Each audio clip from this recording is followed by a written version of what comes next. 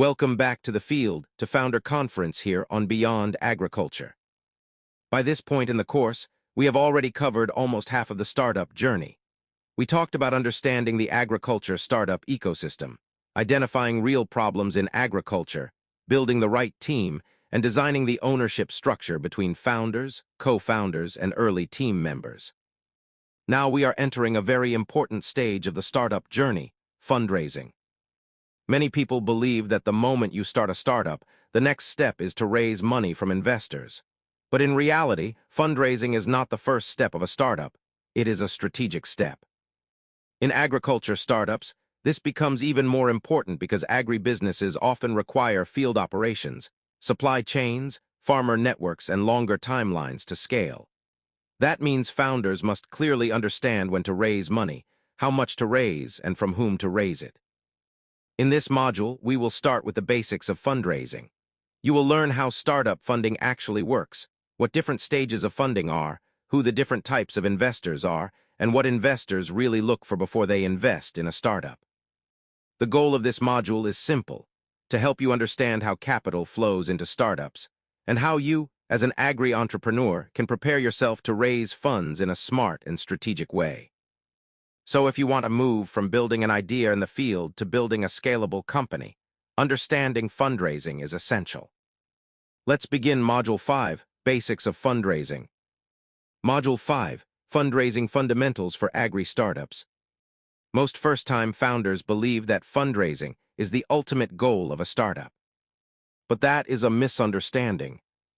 Fundraising is not the goal. Execution is the goal. Money does not build startups. Execution, problem-solving, and value creation build startups. Funding is simply a tool that helps you scale something that is already working.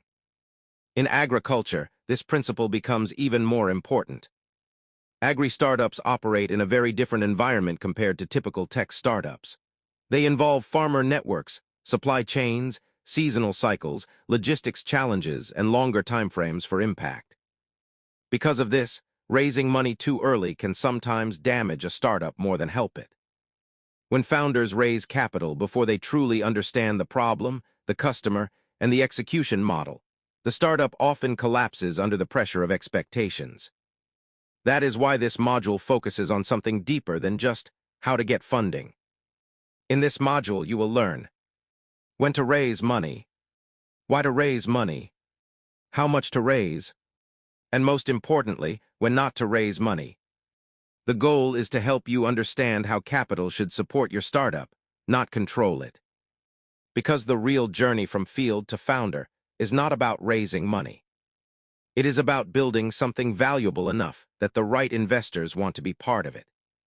Let's begin Module 5, Fundraising Fundamentals for Agri-Startups. Part 1, Bootstrapping versus Fundraising.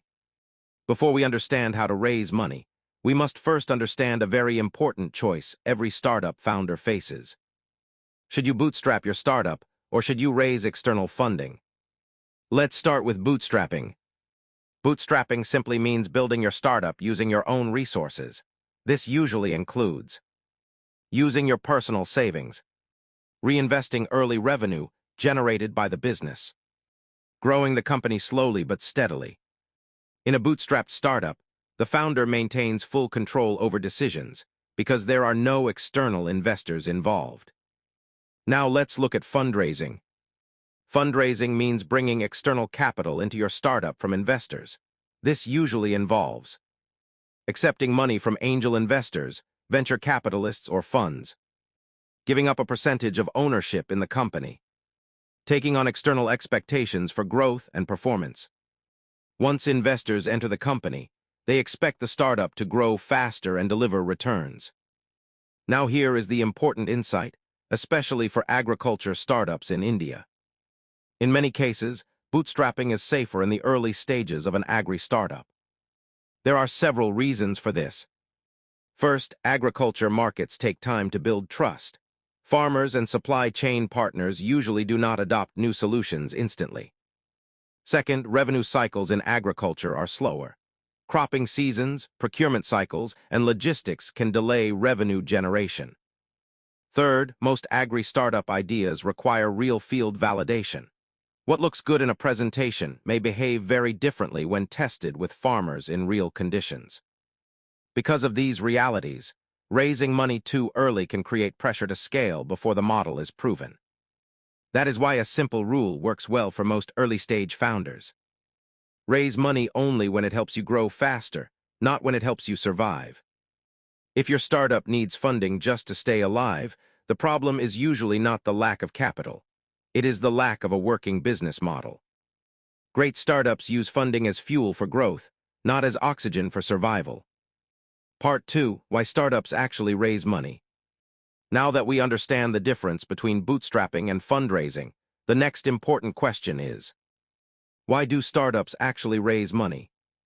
Many first-time founders assume that raising funds automatically means the startup is successful. But in reality, good startups raise money for very specific strategic reasons. Let's first look at the good reasons to raise funds. A startup should raise capital when it wants to scale something that is already working. For example, to scale a validated business model. When the product or service has already proven demand in the market, funding helps expand it faster. To build infrastructure. In agriculture startups, this could mean building processing units, cold storage, logistics networks, or digital platforms. To expand into new regions. Once a model works in one district or state, capital helps replicate it in multiple regions or markets. To hire key talent. As the startup grows, founders may need specialists such as operations managers, technology developers, or supply chain experts. These are healthy reasons for fundraising, because the capital is being used to accelerate growth. Now let's look at the bad reasons founders sometimes raise money. Some startups raise funds to cover losses, to compensate for poor planning, to create the appearance of success, simply because other startups are raising money. These reasons are dangerous. Funding should not be used to hide weaknesses in the business. There is an important principle every founder should remember. Money amplifies reality. If a startup has strong execution and a solid model, funding will help it grow faster. But if execution is weak, money will only make the failure bigger and faster. That is why smart founders do not chase funding. Part 3. Types of funding relevant for agri-startups. Now that we understand why startups raise money, the next step is to understand where that money actually comes from. Different startups raise capital from different types of sources, depending on their stage, scale, and business model. For agriculture startups, the funding landscape is slightly different from typical tech startups. Many agri-ventures grow using multiple smaller funding sources rather than one large investment at the beginning. Let's look at the most common funding options available for agri-startups. 1. Bootstrapping. This is the most common starting point for many founders. Bootstrapping means using your own savings or early business revenue to run and grow the startup. It allows founders to maintain full ownership and full control while testing their idea in the market. 2. Friends and family. In the early stage, some founders receive small financial support from trusted people such as family members or close friends. This type of funding is usually based on personal trust rather than formal investment agreements. 3. Angel investors. Angel investors are individual investors who invest their personal money into early-stage startups. They usually invest smaller amounts compared to venture capital firms and often provide mentorship and network support along with capital. 4. Agri-focused incubators. India has several incubators that support agriculture and rural innovation startups. These incubators provide mentorship, small seed funding, workspace, and business guidance to help early startups develop their models. 5. Grants and government schemes. In agriculture, government grants and innovation schemes can be an important source of funding. These funds usually do not require giving up equity, which makes them very valuable for early-stage agri-entrepreneurs. 6. Venture capital later stage. Venture capital funding usually comes at a later stage, when the startup already has a proven business model and is ready to scale rapidly. Venture capital firms invest larger amounts of money but expect high growth and strong returns. There is one important reality every agri-founder should understand. Unlike many technology startups, a large number of agriculture startups succeed without venture capital funding. Many profitable agribusinesses grow through strong execution, farmer trust, and steady expansion, rather than large investor funding. So the goal should never be to blindly chase investors. The real goal is to build a strong business model. Once that happens, the right investors will eventually become interested in your startup. Part 4. Understanding grants versus investment. At this stage, it is important for founders to clearly understand the difference between grants and investment, because many early-stage agri-startups confuse these two. Let's start with grants. Grants are funds provided by government programs, foundations, or innovation missions to support new ideas and early-stage experimentation. The most important feature of grants is that they are non-dilutive, which means you do not have to give away equity in your company. However, grants usually come with certain conditions. They are milestone-based, meaning funds are released only when specific objectives are achieved. They often involve significant documentation and reporting requirements. The money is usually intended for specific activities, not for general business spending. Now let's look at investment. Investment comes from individual investors or venture capital firms who provide capital in exchange for ownership in the company. This means I gives up a portion of equity. Investors typically expect two things: financial returns on their investment, strong and scalable business growth.